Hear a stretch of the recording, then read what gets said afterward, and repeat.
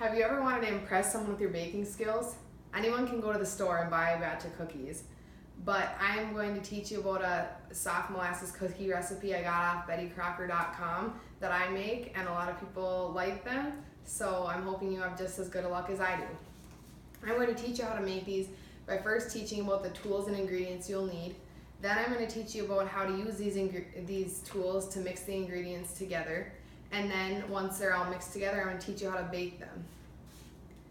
First thing I'm going to tell you about is the tools and ingredients you'll need. You should get your tools ready from the start. One of the tools you'll need is a stove, and you should have your oven preheating, and you should start it to get preheating at 325 degrees Fahrenheit. You're going to need measuring cups, a spatula like this, a spoon, measuring spoons, a spatula, a cookie sheet, a large bowl.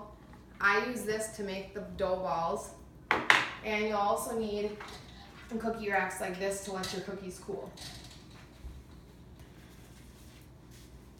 Now it's time to mix the ingredients so that they're ready to bake.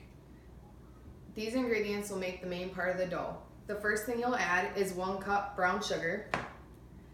The next thing you'll add is 3/4 cup of a cup of shortening. Then you'll add 1/4 cup molasses right here.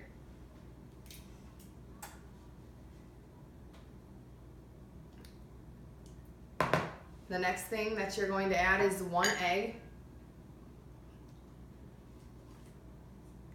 And once all those ingredients are put together, you'll mix them together. You can use a spatula, but I think it's easier to use a spoon.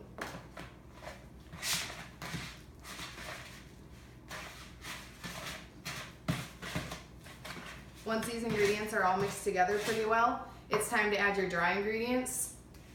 Now you're going to want to set aside 1/2 cup sugar in a bowl over here. Maybe you should have done that at the start, but it doesn't really matter when you do it. To this, once mixed, you're going to add 2 1/4 cup flour. Then you're going to add 2 teaspoons baking soda. You're going to add 1 teaspoon ground cinnamon, 1 teaspoon ginger, a 1/2 teaspoon cloves, ground cloves, and then once all that's added, then you'll mix. But for the sake of the video, I already have one mixed because it's going to take too long. So this is what your dough should look like at this point. It should be firm and now ready to use this sugar. You're going to want to make your dough into balls about this size, and then you're going to roll it in the sugar till it's thoroughly coated and place on your cookie sheet, and just keep doing that until you got your cookie sheet full of these. Make sure you give them enough room to expand as well, because they're going to expand. And for the sake of time, I'm not going to completely fill up the cookie sheet, but once they're all full, your oven should be preheated. Throw them in the oven.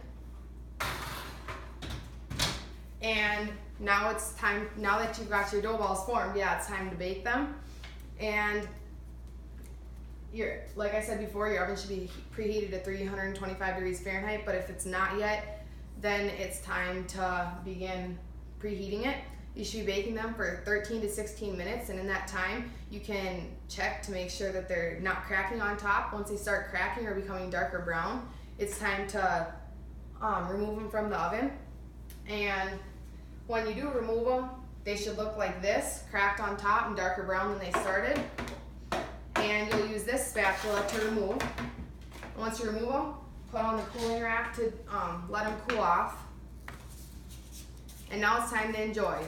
You can test them and you'll like them. And on the bettycrocker.com, it says this is a very good recipe and it's easy to make and delicious. So now you know how to make an easy recipe that you can use for any event.